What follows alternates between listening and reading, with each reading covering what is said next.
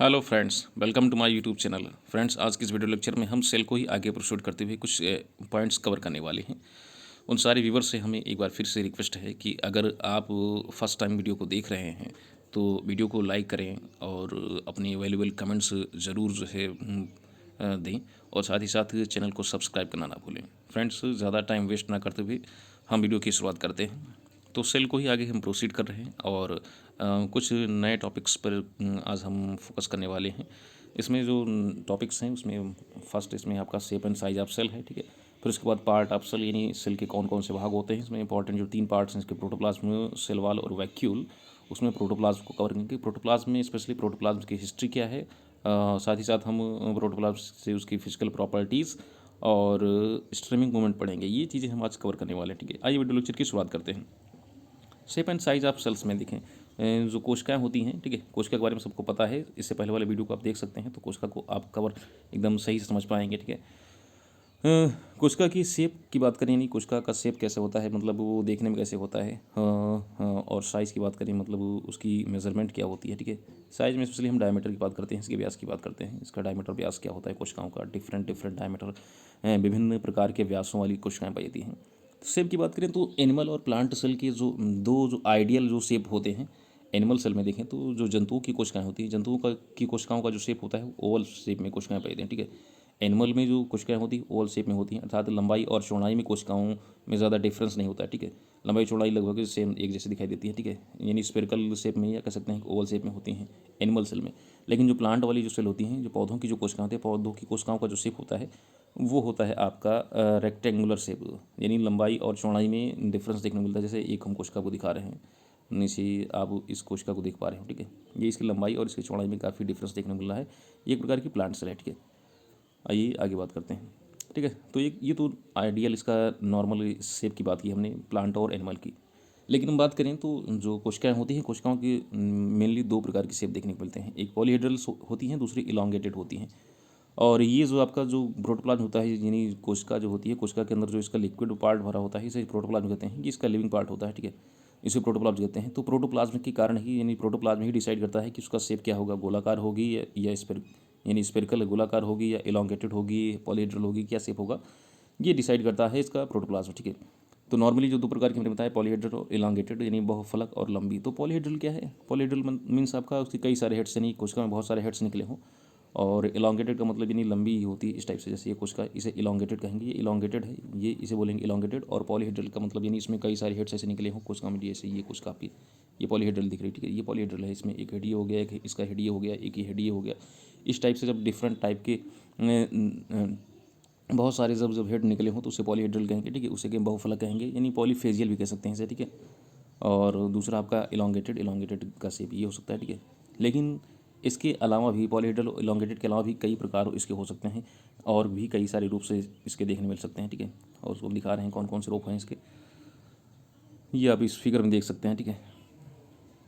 इसमें आपने जैसे ये वाला फिगर देख रहे हैं, ठीक है। ये इस फिगर को देखें, इसमें पॉलीहेड्रल कई सारे इसमें हेड्स देखने को मिल रहे हैं, ठीक है। ये पॉलीहेड्रल, ये आपका नर्व सेल है, ठीक है। ये पॉलीहेड्रल है, ठीक है।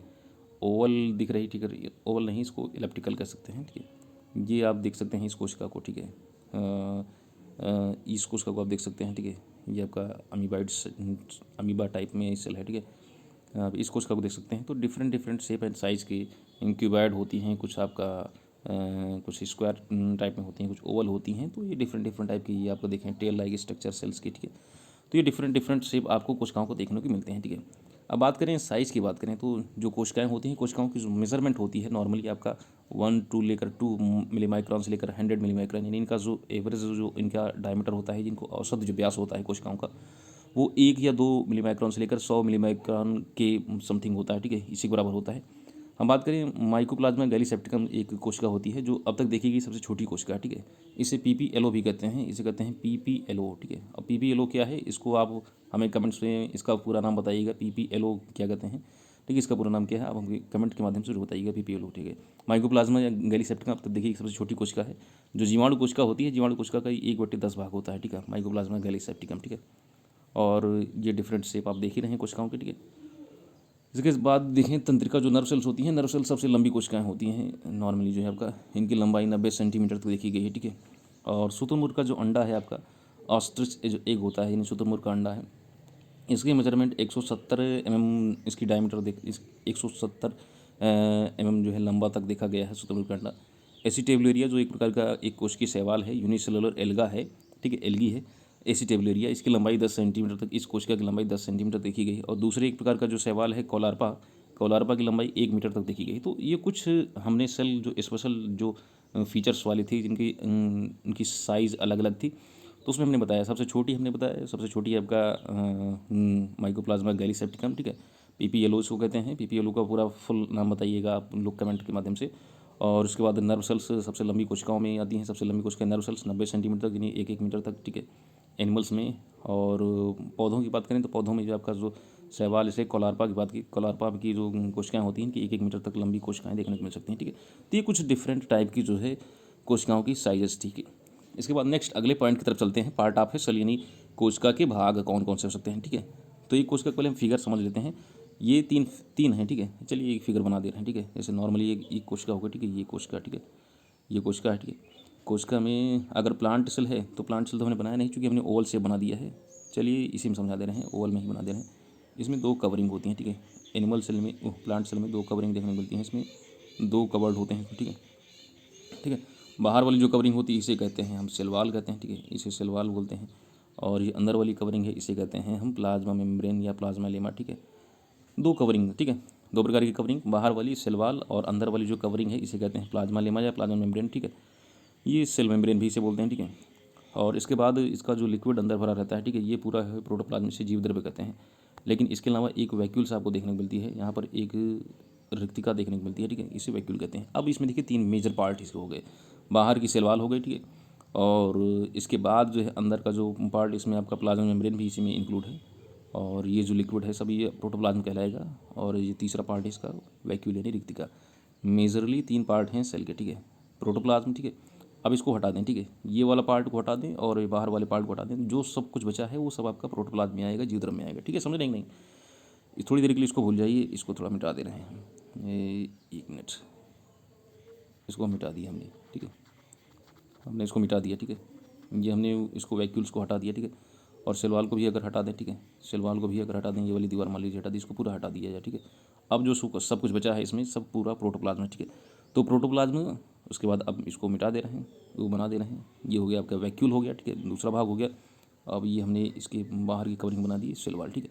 तो मेजर 3 पार्ट होते हैं, समझ गए होंगे, कोशिका के मेजरली 3 पार्ट होते हैं।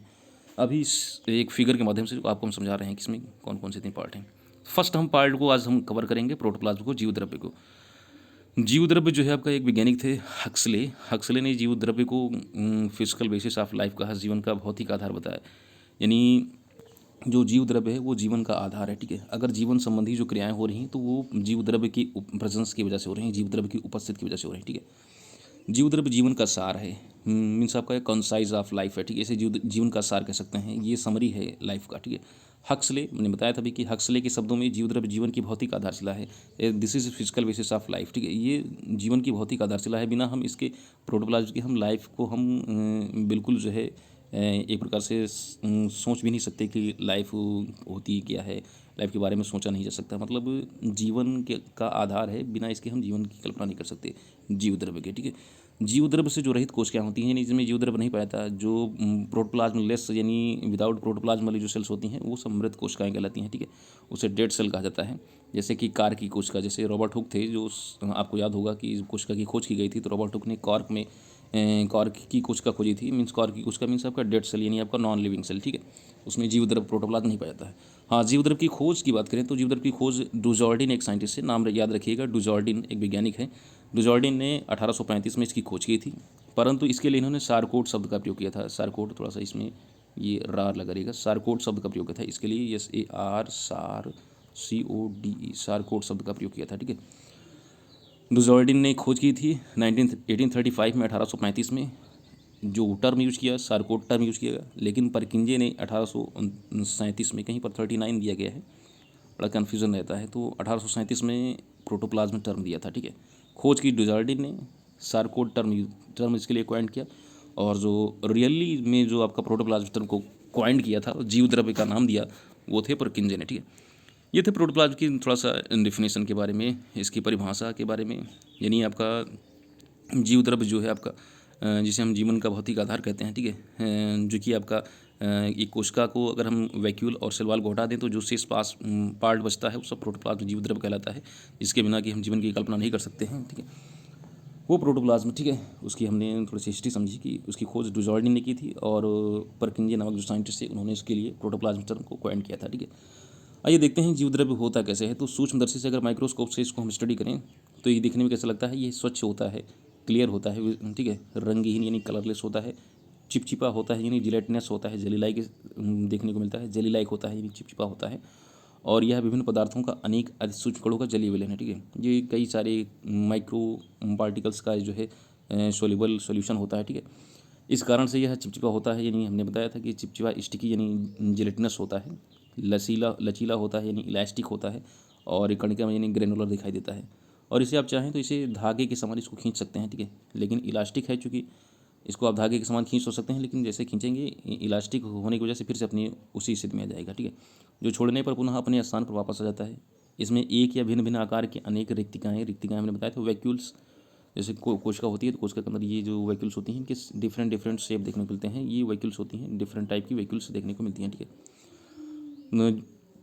हाँ, इसमें आपका प्रोटोप्लाज्म में अनेक टाइप की जो वैक्यूल्स होती हैं, ठीक है। और चूंकि इनकी संख्या काफ़ी ज़्यादा होती है इसमें जो है, तो ये इस तरीके से वैक्यूल्स की संख्या काफ़ी छोटी कोई बड़ी इस टाइप से होती है, बहुत सारे वैक्यूल्स होते हैं। तो इसको देखें तो जैसे फैन लाइक दिखाई पड़ता है, जैसे फोम होता है, जैसे साबुन को अगर आप घोल देना, ठीक है, तो साबुन को घोलने पर जो एक स्ट्रक्चर देखने को मिल जाता है, तो ये फैन युक्त होता है, जैसे फेना जैसे होता है उस टाइप से देखने को मिलता है, ठीक है, फैन युक्त होता है या फोम लाइक होता है। और ये जो डिफरेंट बाहर के जो उत्तेजनाएँ होती हैं, यानी जो आउटर स्टिमुली होती है, ठीक है, जो सेंसिटिविटी के प्रति थोड़ा सा सेंसिटिव होता है, यानी बाहरी जो उत्तेजनाएँ होती हैं, जैसे आपका इसमें हीट हो गया, आपका इलेक्ट्रिसिटी शॉक हो गया, बिजली के आघात हो गए, और केमिकल जो मटेरियल होते हैं, यानी जो रासायनिक पदार्थ होते हैं, इन सब से ये रिस्पॉन्स करता है, इनसे अनुक्रिया करता है, ठीक है। जब भी आप कोई भी पदार्थ लेते हैं, ठीक है, तो जैसे आपको कोई डिजीज़ हो गई, ठीक है, आपके जो है आपका सेल्स में किसी प्रकार की कोई प्रॉब्लम हो गई, आपने कोई मेडिसिन लिया, ठीक है, तो मेडिसिन से जब जाएगा उसके प्रोटोप्लाज्म में जाएगा तो तुरंत उसको रिस्पॉन्स करेगा, ठीक है। तो यानी डिफरेंट ये जो आपका बिजली का आघात हो गया, गर्मी हो गया आपका, और डिफरेंट टाइप के जो केमिकल्स मटेरियल हैं इनके प्रति ये रिस्पॉन्स करता है, ठीक है, प्रोटोप्लाज्मिक जीव द्रव्य। हाँ, जीव द्रव्य में कुछ मोमेंट्स देखने को मिलती हैं, जिसे हम स्ट्रीमिंग मोमेंट कहते हैं, ठीक है, धारा गतियाँ कहते हैं इसको, ठीक है। स्ट्रीमिंग मोमेंट ऑफ प्रोटोप्लाज्म उसको समझते हैं। तो इसमें 3 प्रकार की मोमेंट्स देखने को मिलती हैं, ठीक है। कौन कौन सी हैं? फर्स्ट है आपका साइक्लोसिस, यानी आपका जीव द्रव्य भ्रमण। और साइक्लोसिस में 2 होते हैं, एक घूर्णन होता है, इसको हम रोटेशन कहते हैं, और दूसरा आपका परिसंचरण होता है, इसको सर्कुलेशन कहते हैं, ठीक है। तो साइक्लोसिस में 2 प्रकार की, और दूसरा है आपका सिलेरी मूवमेंट या पश्चिमाभिकीय गति। इसमें सिलिया के द्वारा होता है। सिलिया एक प्रकार के मूवेबल आर्गन होते हैं, ठीक है। फ्लैजिला और सिलिया ये 2 प्रकार के मूवेबल आर्गन पाए जाते हैं लिविंग बींग्स में। और नेक्स्ट अगला जो है अमीबॉइड मूवमेंट, यानी अमीबा के जैसी गति, ठीक है। इसको हम फिगर समझते हैं, इसमें आप आसानी समझ जाएंगे, ठीक है। ये फिगर को आप देख रहे होंगे, इसमें फर्स्ट जो पहले और जो दूसरे आप फिगर देख रहे हैं, ये फर्स्ट वाला है आपका रोटेशनल है, यानी आपका साइक्लोसिस का पार्ट है ए वाला। और ये जो बी वाला आप देख रहे हैं ये आपका ये है आपका जो है सर्कुलेशन का, ठीक है। तो रोटेशनल देखिए, रोटेशनल यानी एक ही डायरेक्शन में, ठीक है। जैसे इसकी डायरेक्शन देखिए, ये मूवमेंट कर रहा है इधर, ऐसे ऐसे इसकी मूवमेंट एक तरफ हो रही है ऐसे, ठीक है। ये बीच में आप देख रहे हैं, बीच में वैक्यूल रिक्तिका है, रिक्तिका के चारों तरफ इनकी मूवमेंट इस तरीके से हो रही है, ठीक है। एक ही दिशा में घूम रहे हैं, ठीक है। ये अरे गलत कर दी इसको, इनकी दिशा इस टाइप से है, एक ही दिशा में है, ठीक है, ऐसे एक दिशा में ऐसे घूम रहे हैं, ठीक है। देख रहे हैं कि नहीं, जब इनकी गति ऐसे आप देख रहे हैं कि एक ही दिशा में ऐसे इस तरीके से चारों तरफ वैक्यूल के चारों तरफ, रिक्तिका के चारों तरफ इनकी मूवमेंट चल रही है, ठीक है। तो इस प्रकार की हम गति को बोलेंगे रोटेशनल कहेंगे। ये आपका साइक्लोसिस का फर्स्ट मोमेंट है, ठीक है। और दूसरा ये देख रहे हैं, इसे कहते हैं सर्कुलेशन, ठीक है। सर्कुलेशन में इसमें इसमें एक बड़ी रिक्तिका थी, एक बड़ी कॉन्ट्रैक्टाइल वैक्यूल थी, ठीक है। उसके चारों तरफ इनकी मूवमेंट हो रही थी। इसमें आप देखें तो एक ये वैक्यूल है, एक वैक्यूल ये, इस तरीके से छोटी छोटी बहुत सारी वैक्यूल्स आपको देखने को मिलेंगी। तो उसमें प्रत्येक वैक्यूल की चारों तरफ जो है इसमें गतियाँ होती रहती हैं, तो कई सारे डायरेक्शंस बन जाते हैं, कई सारी दिशाएं बन जाती हैं, ठीक है। तो जब कोई डायरेक्शन फिक्स ना हो, ठीक है, डिफरेंट डायरेक्शंस में जो मूवमेंट होती है, तो इस प्रकार के मूवमेंट को बोलते हैं सर्कुलेशन, ठीक है। नेक्स्ट इसको देखिए, ये आपका सिलेरी मूवमेंट है, ठीक है, सिलिया के द्वारा हो रहा है। और ये अमीबा में देखने को मिलता है, इसे अमीबॉइड मूवमेंट कहते हैं, ठीक है। तो आसानी समझ गए होंगे, इनके एग्जाम्पल आप याद रखिएगा। फर्स्ट वाला जो आपका जो रोटेशनल था, जैसे वेलिसनेरिया या हाइड्रिला की पत्ती में होता है, ठीक है। और जो आपका सर्कुलेशन था, सर्कुलेशन आप ट्रेडेस्केंसिया के पुंकेसरी रो में देख सकते हैं इसको। सिलेरी मूवमेंट में आप क्लैमिडोमोनास, ठीक है। और अमीबाइड में आपका स्लाइम मोल्ड जो होते हैं, जो फफूंद होते हैं, फंगस होते हैं, उसमें आप देख सकते हैं इसको आसानी से, ठीक है। एक इसमें एक पॉइंट और बचा हुआ है कि जो प्रोटोप्लाज्म है, जो जीवद्रव्य है, जीवद्रव्य एक कॉम्प्लेक्स यानी जटिल, इसको सरल आप नहीं कह सकते, बहुत ही कॉम्प्लेक्स ये मिश्रण होता है, ठीक है। और पॉलीफेजिक होता है, बहुकली होता है इसमें, ठीक है। कई सारे फेज पाए जाते हैं, तभी आपको बताएंगे कौन कौन से फेज होते हैं, ठीक है इसमें। और कोलाइडल सिस्टम है, ठीक है, कोलाइडी तंत्र है, ये सब चीज़ें इसकी कुछ फीचर्स हैं, ठीक है। चलिए ऐसी वीडियो में बस इतना ही। नेक्स्ट जल्द ही एक नई वीडियो के साथ उपस्थित होंगे, तब तक के लिए नमस्कार।